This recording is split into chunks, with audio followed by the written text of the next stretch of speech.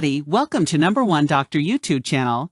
Today we will talk about anatomy of stomach, parts, cardia, fundus, body, antrum, pylorus, pyloric sphincter anatomical, as well as physiological mechanism. Cardia is not demarcated by distinct sphincter, relations, anterior, abdominal wall, left costal margin, diaphragm, left lobe of liver. Posterior, lesser sac, separates stomach from pancreas, transverse colon, left kidney.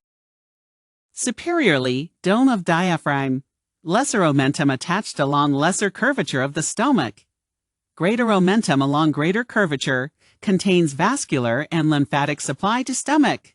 Blood supply, left gastric artery at celiac axis T12, right gastric from hepatic artery T12.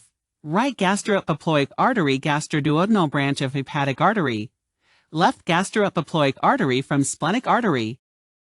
Epiploid foramen of Winslow, boundaries, anterior, free edge of lesser omentum, containing portal vein, bile duct, hepatic artery, Pringle's maneuver.